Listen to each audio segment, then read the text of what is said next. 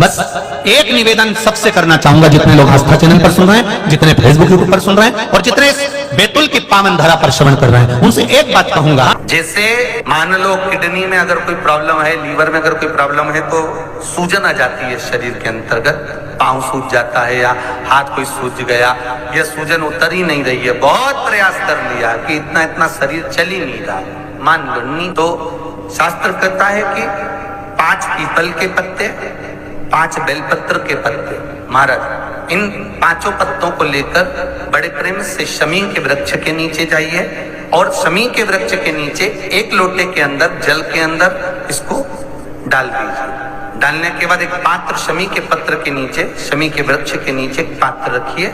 उस पात्र में श्री शिवाय नमस्तुभ्यम शिव महापुराण का मूल मंत्र बोलकर अवधूतेश्वर महादेव का स्मरण कर।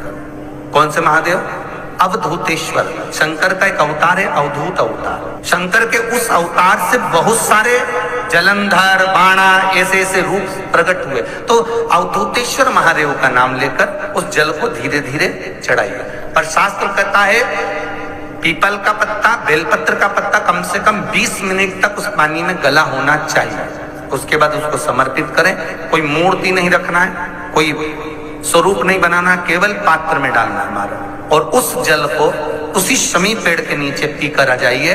लगभग 2.5 घंटे के अंदर जितनी भी सूजन होगी शरीर की वो समाप्त हो जाएगी। अवधूतेश्वर महादेव का स्मरण, शिव का स्मरण, शंकर का अनुमोदन, शिव का नाम स्मरण, भले तुम किसी भी रूप में करो, शिव उसका फल अवश्य देता है। बस जिस चीज के लिए करें हम शंकर का अनुमोदन, वो मिले। बहुत सुंदर लिखा है महाराज, जिस व्यक्ति को ज्यादा क्रोध आता है, जो बच्चे ज्यादा चिड़चिड़ प्रवृत्ति करते हैं, क्रोध बहुत आता हो, कुछ सहन ही नहीं कर पाते, बोलने में भान नहीं रहता, कुछ भी कर देते हैं महाराज, उनके लिए स्कंद पुराण, लिंग पुराण के अंतर्गत लिखा गया महाराज, जैसे 5 बेलपत्र की जो डंडी होती है, पीछे का भाग, ये जो भाग है पीछे का, 5 बेलपत्र की डंडियों को शंकर भगवान के दोनों चरणारविंद के, अर्थात जहां से जल बहता है, अशोक सुंदरी का जो स्थान है उसके पीछे, मतलब जहां से जल गिर रहा होगा,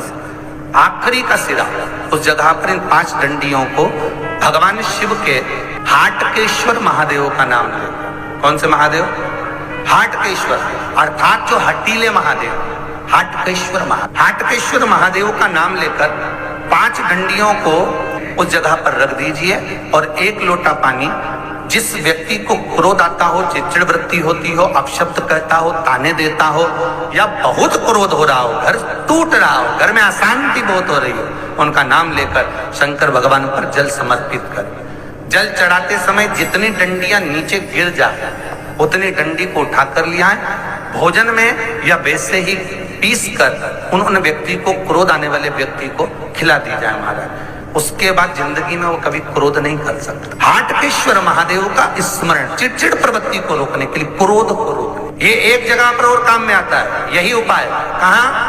अगर हमारे घर की बेटी या बेटे गलत जगह पर संबंध कर रहे हो और कहना नहीं मान रहे हो, और आप समझा कर हार गए कि वो ठीक नहीं, मान ले, नहीं माने, तो भी अगर गलत मार्ग पर जा रहे हो तो वहां पर भी ये काम आता है। जब बार बार आप किसी काम को कर रहे हो और हार जाते हो, बहुत प्रयास करा आपने, हार गए, किसी एग्जाम में आप बार बार बैठ रहे हो, नहीं हो रहा, मात्र 7 चावल के दाने लीजिए, उसको केसर के इत्र में उसको भिंगा लीजिए, या कोई भी इत्र जो तुम्हारे घर में हो, 7 दाने चावल के जो तुम्हारे घर में इत्र हो उसमें भिंगा लीजिए। एक सफेद पुष्प हाथ में रखो। रात्रि को शिव मंदिर खुला हो तो शिव मंदिर में चढ़ा दो, नहीं खुला हो तो बेलपत्री के वृक्ष के नीचे अपनी कामना कर छोड़ दीजिए। 25 बार आपने प्रैक्टिकल करा, 25 बार आपने सीए का एग्जाम दे दिया, इसका एग्जाम दे दिया, उसका एग्जाम दे दिया, इंटरव्यू दे दिया, नहीं हो रहा, एक बार कर देखो,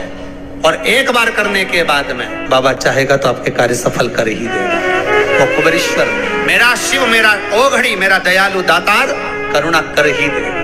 करना उसी को है जो इंटरव्यू दे रहा है, जो परीक्षा दे रहा है। नहीं तो मालूम पड़े बेटी इंटरव्यू दे रही और माँ चढ़ाने चली गई, बेटा चढ़ाने चले जा, नहीं, जो जो चाहता है कि मेरा ये काम होना है वही चढ़ा। आज भी प्रमाण है, सोमेश्वर महादेव का नाम लेकर किसी के शरीर में कोई बीमारी हो गई है, चर्म रोग हो गया, चमड़ी सफेद पड़ गई हो, या काया में कोई ऐसा रोग हो गया कि फुकलियां निकलना चालू हो गई, या चर्म रोग हो गया, कुछ मत करिए, अलोनी गोबरी लीजिए। गोबरी मतलब कंडा, अलोना कंडा गाय पोटा करती है, वो सूखा हुआ, सूखे हुए कंडे को लेकर जला लीजिए। जलाने के बाद में उस कंडे की राख को सफेद वस्त्र में ले लीजिए और ब्रह्म मुहूर्त में स्नान कर कर जाकर उस भस्म को शंकर भगवान पर जाकर सोमेश्वर महादेव का नाम लेकर चढ़ाइए। सोमेश्वर महादेव का नाम लेकर चढ़ाकर उस भस्म को वापस उठा लीजिए। भस्म उठाकर उसको लेकर आ जाइए। संपूर्ण वस्त्रों से विहीन होकर उस भस्म को 5 दिन लगातार पानी में डालकर स्नान करते जाए। 5 दिन लगातार स्नान करोगे, जिसकी सफेद चमड़ी पड़ रही होगी, 10वें दिन से वो चमड़ी अपने आप अपने असली रूप में आना चालू हो जाती है। सूर्य नारायण भगवान को अर्घ दिया और सूर्य नारायण भगवान को अर्घ देकर जिस पात्र से अर्घ दिया था वही पात्र ले जाकर जल शिव जी को चढ़ा दिया। जैसे कल आपको कथा में कहा था कि रविवार के दिन सूर्य नारायण भगवान को अर्घ देकर सोमवार के दिन उसी पात्र से शंकर को जल चढ़ाया जाए तो जीवन में जो विघ्न आते हैं, तकलीफें आती हैं, रोग आता है, दुख आता है, कष्ट आता है, बीमारी आती है या कोई विशेष परेशानी आ जाती है, तो वो अर्घ का कलश ले जाकर उसको जब आप सूर्य को चढ़ा देंगे खाली हो जाएगा। उसी कलश को मांजना धोना नहीं, उसी को दूसरे दिन शिव जी पर ले जाकर उस जल को समर्पित कर देने पर फल की प्राप्ति। श्री शिवाय नमस्तुभ्यं, श्री शिवाय नमस्तुभ्यं। और शिव महापुराण की कथा कहती है, गणेश पुराण के 3 अध्याय में वर्णन किया, बुधवार के दिन ऐसी कोई बीमारी नहीं जिसका इलाज ना हो पाए। कुछ ना करिए, हरा मूंग की कटोरी भर लो। मूंग जानते हो, हरे मूंग की दाल होती है ना, जो हरा मूंग, आखा मूंग हरा की कटोरी भरो, उस पर गुड़ की एक थोड़ी, गुड़ की बट्टी, गुड़ की एक बाटी उस पर रखो, 5 बेलपत्र रख लो।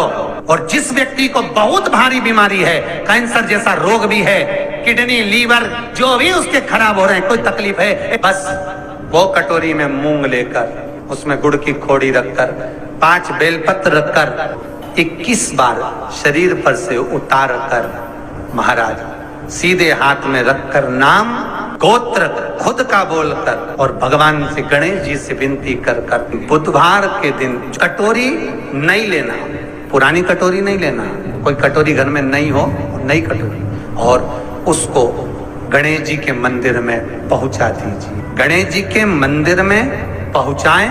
गणेश जी के मंदिर में पंडित जी भी बैठे रहें, हाथ में मत देना उस कटोरी को, भले दरवाजे पर, चौखट पर, गणेश जी के राइट हैंड की ओर। आपका उल्टा हाथ होगा, गणेश जी का सीधा हाथ होगा, तो गणेश जी का जो राइट हैंड हो, दर्शन करते समय सीधा हाथ इधर आएगा, उस हाथ के वहीं पर, अर्थात जमीन पे ही रख देना, पर रखना भूमि पर। महाराज कैसी भी बीमारी होगी, अगर चलने में भी तकलीफ हो रही होगी तो अंतर मालूम पड़ जाए। प्रदोष काल के समय पर बट वृक्ष के नीचे दिया लगाया जाता है। बट वृक्ष के नीचे लौंग का मात्र भोग रख दिया जाता है। लौंग मात्र, अगर बट वृक्ष के नीचे दिया लगाकर एक लौंग का जल या लौंग भगवान बटकेश्वर महादेव के नाम से भी अगर शिव को समर्पित करी है तो ये निश्चित है कि कर्जा कितना भी भारी होगा वो कर्जा चूकेगा जरूर, और कहीं ना कहीं से लक्ष्मी की व्यवस्था देवाधिदेव महादेव